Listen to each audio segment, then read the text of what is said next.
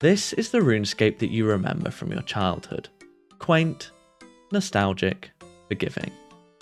But what if it wasn't? What if you only had one hit point, and if you took a single point of damage, your account got deleted forever? Suddenly, every NPC and every XP gained is life or death.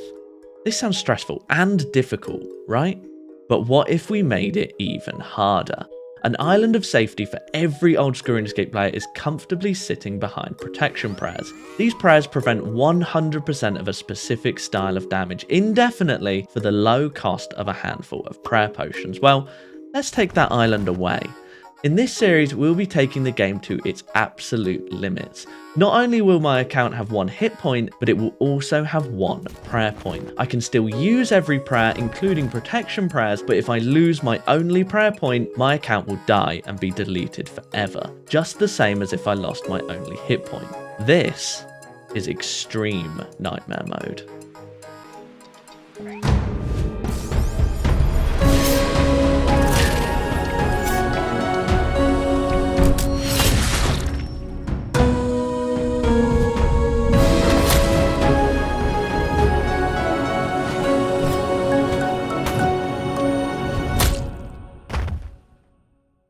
I am so excited to start playing this account. I've never played a game mode quite this restrictive before, and I just know that it's going to result in some absolutely insane gameplay.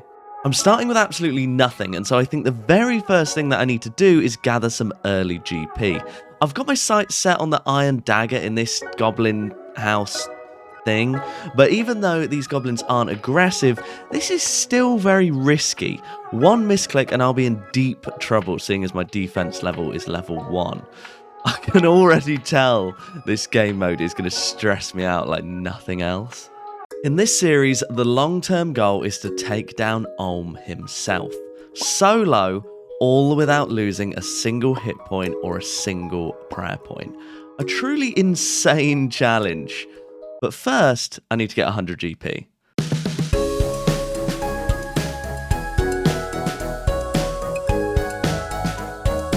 Every noob's worst nightmare lurks on the way from Lumbridge to Varrock, the Dark Wizards. Luckily, I don't need to take them on right now, but I do need to be mindful of giving them a wide berth every single time that I take the trip from Lumbridge to Varrock, and that's where so much of my energy is going to be spent taking on this challenge. Constantly being paranoid.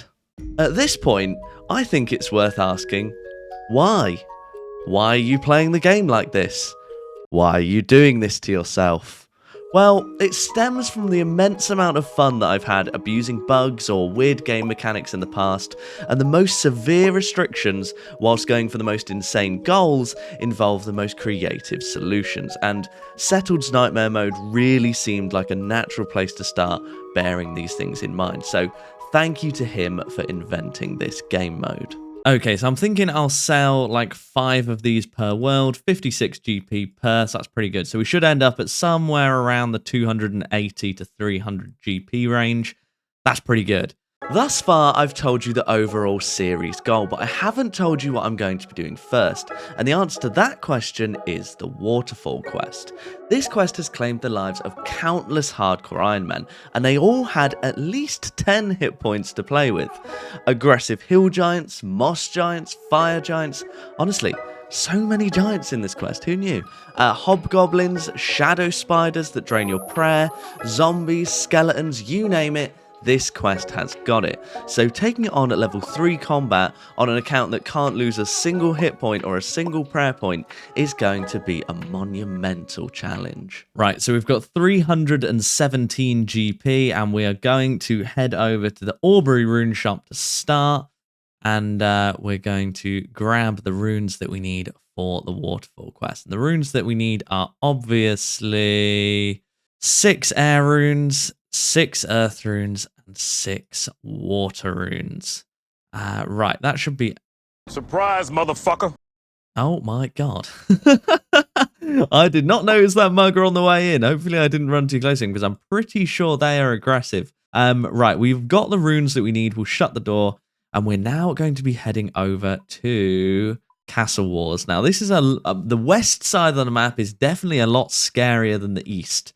So hopefully we don't end the account before we even get all of the quest items that we need. It's so scary playing this account early on because I don't have any protection prayers, I don't have any teleports. The only mechanics I can currently use to stay safe are running away and pathing. But let's not let that stop us. Let's go and get some rope.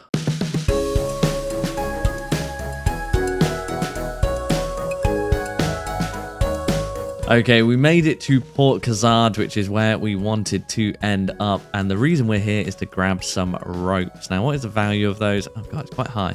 All right, we'll just buy a couple of those, and I will take a little look at my future plans and see if we want to grab any other items from this store. But I think the runes and the rope is all we need to get on with the Waterfall quest. One eternity later. Okay, we've made it to Almira's house, and we can talk to her to start the quest. I'm very, very anxious that maybe this won't even be possible as a quest at all, but we'll give it our best go because right now, with no stats, no gear, is the time to take risks. So let's get stuck in. I have chosen to do the Waterfall quest for a number of reasons. Luck is an extremely important part of Nightmare mode, and the first 10 minutes of each Nightmare account should be spent trying to brute force yourself some luck. If your odds of being able to complete something are 1 in 100, you're better to try and brute force this by burning through accounts early that you've only spent a few minutes on, instead of at a later time when it's hours or days or weeks. Waterfall quest is an important quest on any account, being required for Desert Treasure, Legends quest, and Roving Elves. Additionally, the shadow spiders in the final dungeon mean that the quest isn't ever safe on extreme Nightmare mode, even if I have high defense gear and protection prayers. These spiders drain half of your prayer points upon initiating combat. On a normal account, this is annoying. On my extreme Nightmare accounts, this is a death sentence. If I lose even a single prayer point, my account will instantly die. And so a shadow spider's 91% chance of hitting at least a 1, taking my only hit point and killing me as a level 3, or 24% chance of doing the same with 99 defense in the future, or 0% chance with protection from melee up, are actually all 100% in all 3 scenarios, as my only prayer point is guaranteed to be taken regardless. With this said, it therefore makes sense to brute force this quest early, run the Gauntlet of Luck numerous times, and if I can come away unscathed, I'll not only have completed a forever scary quest, but I'll be rewarded with an insane amount of attack and strength XP that will help kickstart the next stage of this account. But before we can take on the shadow spiders, I need to take on the most terrifying of labyrinths. The gnome maze. It's the gnome maze. Okay, we've now got to the first part of the quest that is scary. Now, we have to head over to this dungeon over here, Tree Gnome Village dungeon. But first we've got to go through this maze, and in this maze there are quite clearly some pretty savage NPCs. Giant rats, not too bad. Level 64 wolves, quite bad. There's a whole range of stuff, and I'm not sure if we're going to be able to just run through or we're going to have to wait some things out, but I'm hoping we'll be able to just run through as normal, but let's find out. Surprise, motherfucker. Oh! Okay, that's not a great start. Level 6 rat just hit me, but it did hit a 0, so that is officially our first chance on the account. We could have lost the entire account right there, but at least we got lucky. Now, we're not going to make that mistake again, and we're going to be avoiding all the other NPCs like the plague. Now, it looks like there's not any around here, but things could quickly get out of hand because I know there's a hill giant. Okay, next thing we're coming across is a level 5 goblin. Now, goblins aren't normally aggressive, but judging by the giant rat, potentially this one could be. So I'm not entirely sure what the best method is going to be. I think probably just run, like, try and go under him will be the best. Let's just give it a go. Okay, looks like he wasn't aggressive, so we got lucky there. Oh, this is getting me nervous. Yeah, okay, here's going to be the main issue. Oh my god, I didn't realize it was 2 hill giants. That is not good. Well, there's a goblin there, so it looks like once we get past the goblin, once we get past the hill giants, we'll be all right. Not entirely sure what the best method for this is going to be. Probably just give it a go and hope for the best. Let's just give it a go. See what happens. Oh, no. All right, so we're in a countdown. That strategy clearly did not work. And we're going to have to start another one and spend another bond to get it membered up and do all of that again. Oh, that's so painful. But this is why we did it. This is the time to take risks early on. And hopefully, we won't see this screen again until we finish the quest. Now that you've seen the plugin in action, it's probably time to say that this series would not have been possible without my friend Skeldor. He created the Extreme Nightmare Mode plugin, and as you can probably tell by the custom prayer sprites alone, it took him a lot of work. He makes videos himself and does some of the most insane things that I've seen in my 19 years playing this game, including making his own quests within Runelight and other such plugin insanity. So check him out if you're interested in seeing a gigabrain at work. I'll link his channel in the description below. Okay, so we are back on our second version of the account, and we are just going to start the quest again, and hopefully we're going to be better off this time because I've got some interesting tech coming up. NPC aggression is a problem, as my last death just demonstrated, but we can mitigate this to some extent. To counter botting and excessive AFKing at places like rock crabs, Jagex have designed NPC aggression to wear off after a while. I guess the lore reason for this is that the NPCs become used to your presence and just leave you alone. Under normal conditions, this takes about 10 minutes and is actively aggravating for the players as they have to reset it to continue their AFK session. However, for me, I can weaponize this mechanic to render usually hyper-threatening NPCs harmless. So, let's abuse this mechanic and get through this maze. Now, we are back at the maze, and rather than just risking it like we did last time, and obviously we did manage to get past the rat, but we did not manage to get past the hill giant, this time we're going to try and be a bit more clever using the aggression timers. Now, obviously there's no visual representation of the aggression timers, as I just described, but there is a plugin called NPC Aggression Timer that if I switch on, this is the area in which I'm currently de-aggroing NPCs. Now, if I move to the edge of this area, it doesn't follow me exactly, which is a bit of a problem and does make it a bit janky, but if I step out, it then expands it further. So the hope is that what I can do is get this NPC aggression timer area to be around the various NPCs that I need to walk past, and then that will hopefully make it so that I can get past. So if I run over to here, it pushes that round to that rat, and hopefully now I can just sit in here for up to 10 minutes. Now, to make that timer slightly easier for me to do, I'm going to show the timer here. Now, in theory, this rat should become de-aggroed from me once this timer hits 0. Not entirely sure if that's going to work, because if you could look, it is going right to the edge of it, so I don't actually know exactly where it spawns. Like, does it spawn here, or does it spawn over here? If it spawns over here, it will still be aggroed to me, but I'm hoping that if I just stand here and wait for this 10-minute timer to go down, by the time I walk over it, it shouldn't attack me. So, let's see how that goes. Okay, our timer is about to hit 0, which means that in theory, these rats should now be de-aggroed from me. I'm still a little bit scared, so I'm going to give it an extra 10-20 seconds or so, but then we're just going to run for it, and if this works, this shouldn't aggro onto me. So, let's just go, shall we? See what happens. Yes, right, that seems to work, right? Yeah, that's not aggroed on me. So I'm not going to run past it when it stood at that end, but this works effectively. So we can now do this, hopefully, for the hill giants as well. I think this should work for the hill giants as well, but let's find out. If you're enjoying this video so far, then please take a moment to like the video and subscribe to the channel. Also, let me know what you would like to see me achieve on this series in the comments. I've maxed 2 accounts in the past, done over 3,000 raids, and even been rank 1 on multiple hardcore Ironman PVM high scores, so hopefully skill won't be an issue. There's a lot of gameplay between now and taking down Ulm, so I'd love to put a few of your suggestions in as milestone goals before then.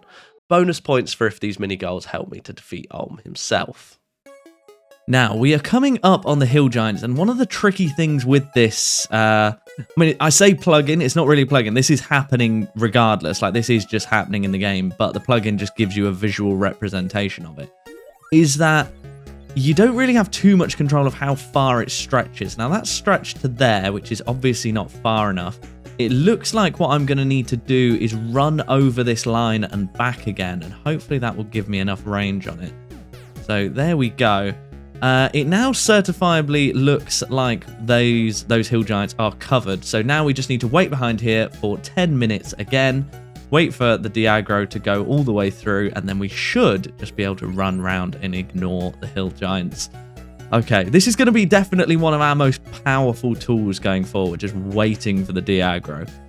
Once I get some protection prayers, like Protect Melee would make this basically irrelevant. I obviously couldn't keep it held down, but I could flick it on and off like a usual prayer. And that would make this pretty much a non-entity. But until we've got these protection prayers, waiting with the aggression timer is definitely going to be one of our most powerful tools. Okay, the moment of truth is upon us. Can we make it past the hill giants? We're going to run anyway, just in case the de-aggro has not worked. But they have not turned and looked at us. Perfect. Perfect. And we're still in their range, so even if this goblin fancied attacking us, it could not do so. This is stressful. This is stressful. This is stressful. Okay, right. There is a goblin there, but I'm pretty sure the goblins aren't aggro. And what I can do here is if I go through and speak to the king and start Tree Gnome Village quest, I can use Elkoi in future to go in and out of the maze, so we don't have to do that hill giant step again. So let's do that. We have not even got to the reason why we're in the maze yet. The hill giant thing was just a distraction. What we've got to do first is head down here and see what if we can get to this key that we're trying to get to. I don't know what it's going to look like down here. I'm hoping there's not going to be any aggressive NPCs straight at the bottom of the ladder, but I'm going to climb back up just in case, and there is... Okay. I might have to do some experimenting here to see how we're going to get away with this, because it looked like there was a lot of hobgoblins in there, including one on the ladder. Okay, right. Let's go back to the drawing board. Past me did not know it, but the Hobgoblin Cave would turn out to be the first major milestone of this series, with no means to reliably de-aggro any of the Hobgoblins, protect against them with the Protect from Melee prayer, nor even increase my odds of survival with a high defense level. This awful cave would become the first moment where the luck element of Nightmare Mode that I described earlier would need to be on my side, with an 85.44% chance to hit and kill me, and at least 3 hits likely to be needed to get through the gate at the end of the cave. I was looking at a 0.3% chance of tanking all 3 hits.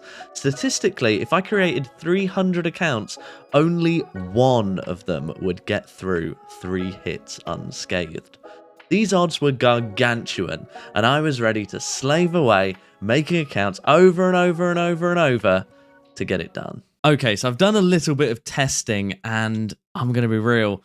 On my alt that has done the quest, it is not the same cave. The hobgoblins aren't there, so my bet is that this is instanced, which means that we're basically on our own. So hopefully there's no goblin here. I honestly don't really see what choice we have, other than just to leg it and hope for the best.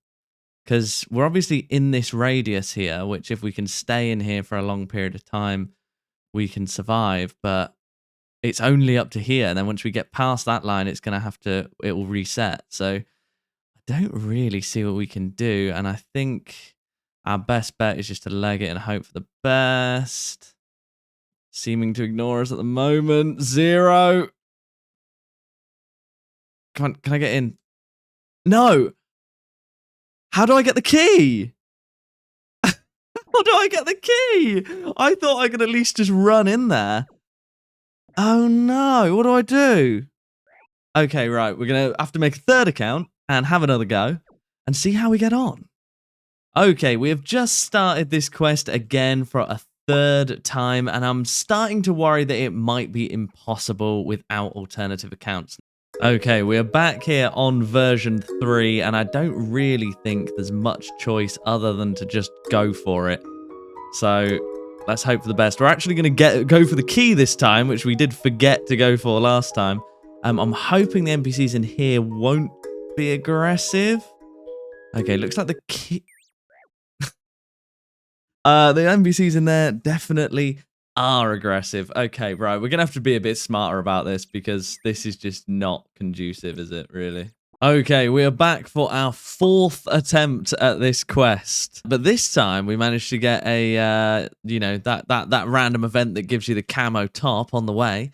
And I'm thinking, now I'm disguised. I reckon I'm going to have a bit better luck this time.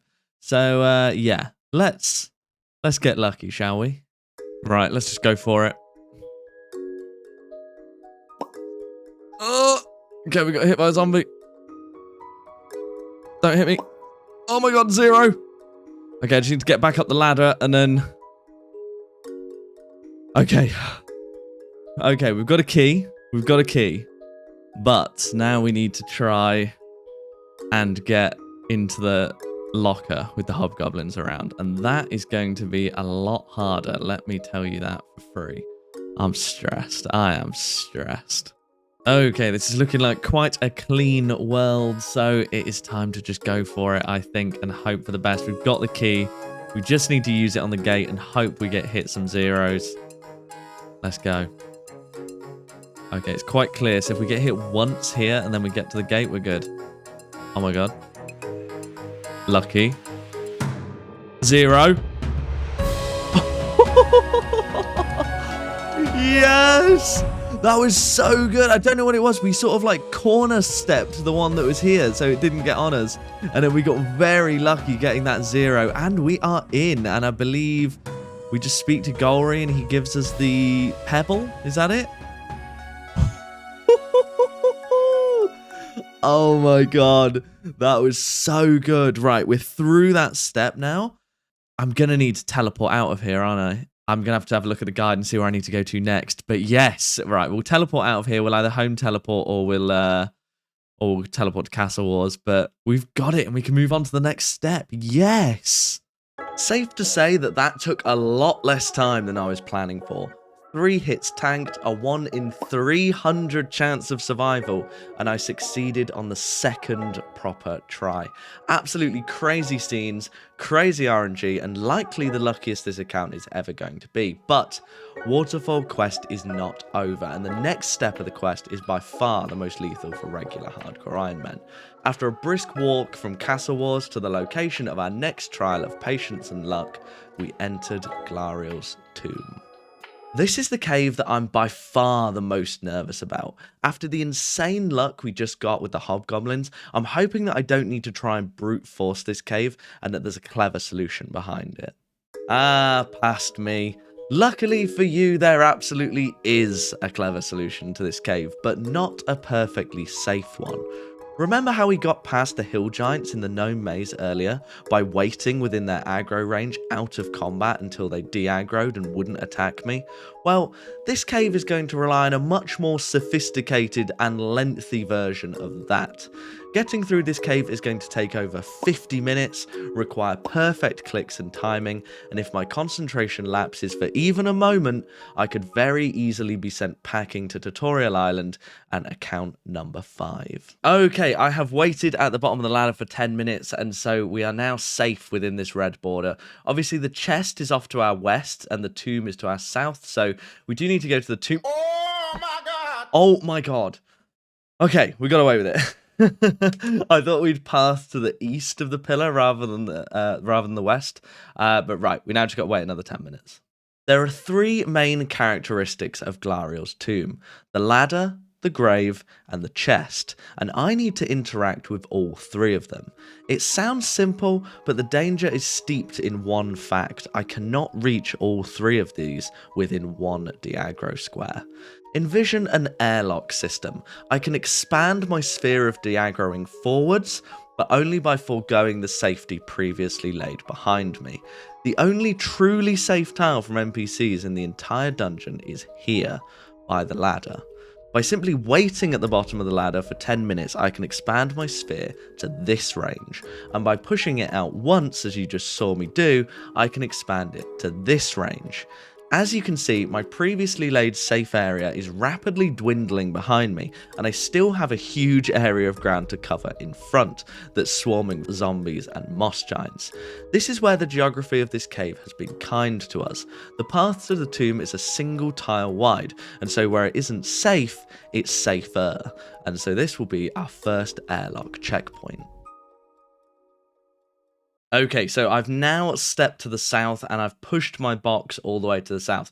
I need to stay within these red lines for 10 minutes to de-aggro everything to the south of me, and that means that I cannot wait at the ladder, and I need to wait in this weird little one-tile corridor. It's good because it means the zombies don't really kind of wander down here too often, but they can wander down here from both south and north. So I need to keep my wits about me for 10 minutes, and then hopefully I should be okay. My only real technique is to log out. If something comes towards me, log out. Like this fella? Okay.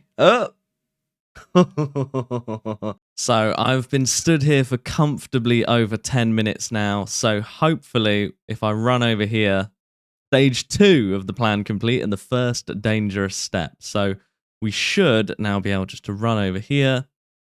I stand on this flower. There we go. We've got an urn full of ashes. Now, we're moving on to by far the most dangerous step of this now. So as before, we are safe within the red box, but we are not safe anywhere else. And so we need to get over to this chest over here, and as you can see, there is not a lot of choice in terms of where we can go. As soon as I step out to stretch this red barrier, I'm going to be in a whole world of trouble because there are zombies absolutely everywhere, and this moss giant as well, not to say the least. So I need to be very, very careful doing this.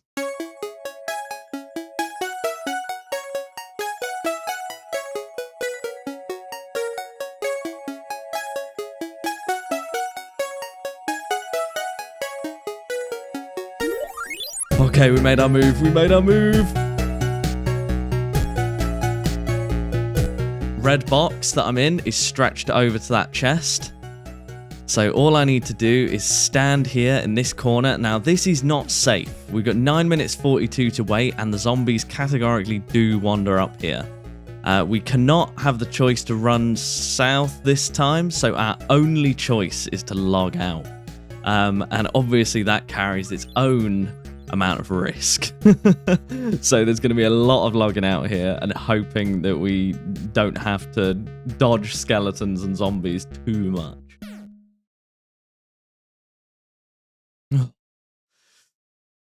This is so scary, man. This is so scary. And again. And again. God, this is so nerve-wracking. 5 minutes left on that timer. Okay, 10 minutes have passed, so hopefully, as with the other times, this should now work, and hopefully none of these creatures will be aggressive to us. And they are not, which is brilliant, because this red line stretches all the way over to this chest that we can now open and grab ourselves the Glarial's amulet. It's insane. I can't believe that worked! That feels so good not to have to use a load of alts to get through here and just do it all in one go. But we can make our break for the ladder, climb up the way, and we are out of there. Glarial's urn and Glarial's amulet in tow. Now, the next step, I believe, of the quest is to go into the Backstorian Falls cave here.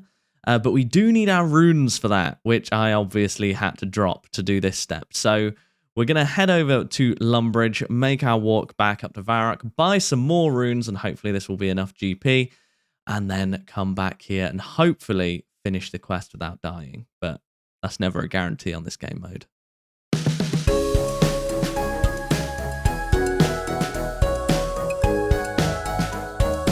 Okay, we are back with our runes, and we just need to make sure we use our ropes correctly, otherwise we can take damage, I believe. But I'm very, very stressed for this cave, let me tell you that. So we need to use our rope on this dead tree, make sure we've got our amulet in our invent, and then open the door. Okay, we are inside. And there are the shadow spiders, and they scare me a lot.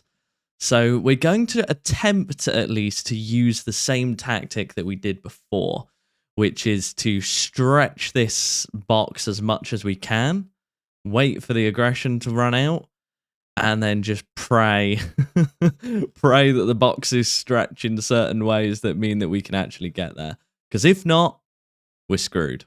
Waterfall Dungeon is filled with far more dangerous NPCs than Glarial's Tomb.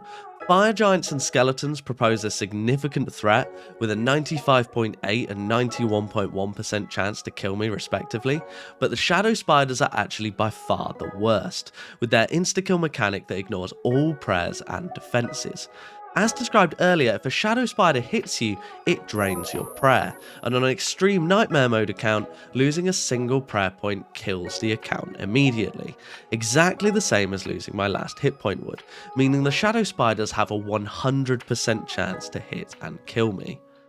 Well, actually they don't. Shadow spiders actually cannot take your final prayer point. Now, at this early stage on this 4th account, my prayer is level 1, and by virtue of being level 1, a shadow spider cannot take any prayer points from me, as it will always be my last one. This is why I'm doing this quest as the first step of this account, because on Extreme Nightmare mode, a Shadow Spider is actually more dangerous for me with 99 defense, full Justicia, and Protect from Melee than it is for me now as a level 3.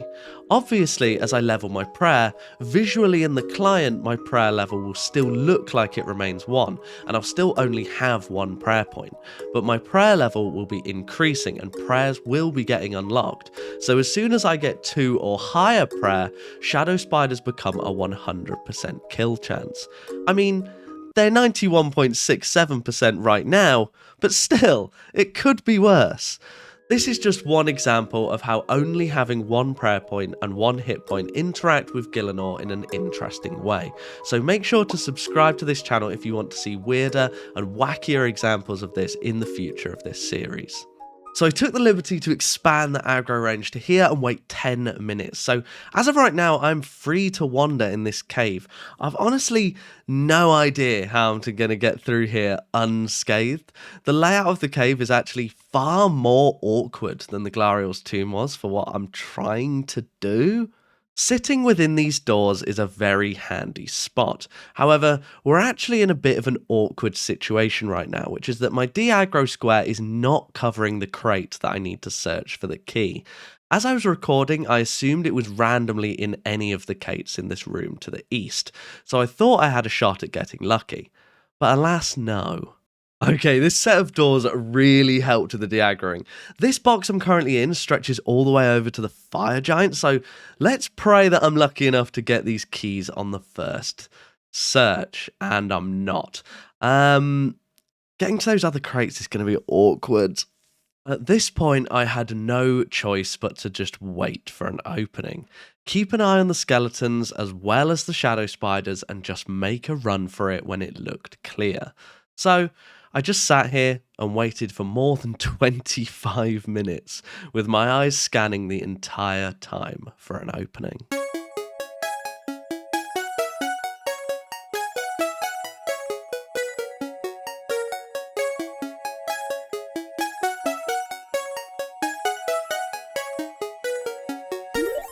Right, let's go, run!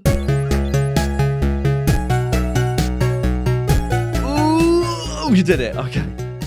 That felt extremely risky, man. Oh, I waited so long. That was a tense maneuver, but we are not out of the woods yet. After spending 10 minutes waiting for everything to de-aggro again, I now needed to re-extend my box westward, meaning I needed to spend 10 minutes, not protected by a door, within the wander range of the shadow spiders. This is the one thing we didn't want to happen. Okay, I'm really not seeing a better option than just stepping into the corner and hoping for the best. So, right, let's just go. And yeah, we'll just have to log out if any spiders get close to us. So yet again, another 10 minutes of just stress. Oh my God. Okay, so 10 minutes have now passed, and I'm a bit worried about this line in the Fire Giant's lair. So we can go in there now and not worry about the Fire Giants hitting us, but it doesn't stretch far enough, really, does it? I was hoping it was going to go like kind of all the way up to the door, and so as soon as I stepped out, I was safe. But if I step out of there, that hill giant to the northeast is definitely going to be able to hit me. So, yeah, not sure what to do.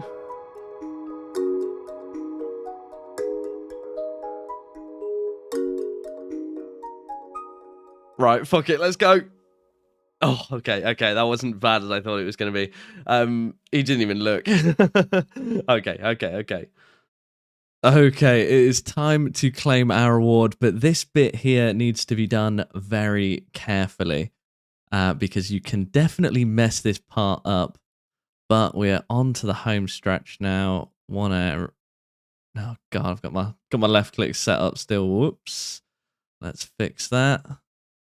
Okay, 1 air rune, 1 water rune, 1 earth rune per pillar.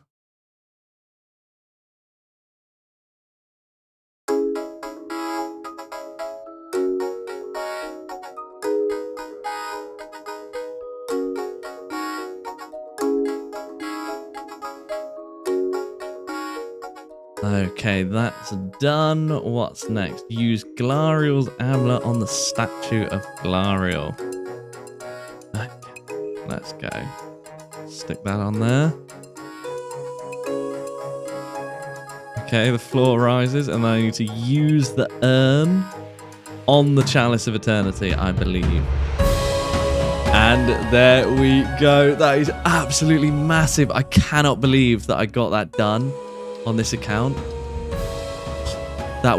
It took so long. It took hours. This has taken a whole day to do a quest that the Slayer Music Guide is 8 minutes for. That just shows the brutality of this account, but the rewards are massive.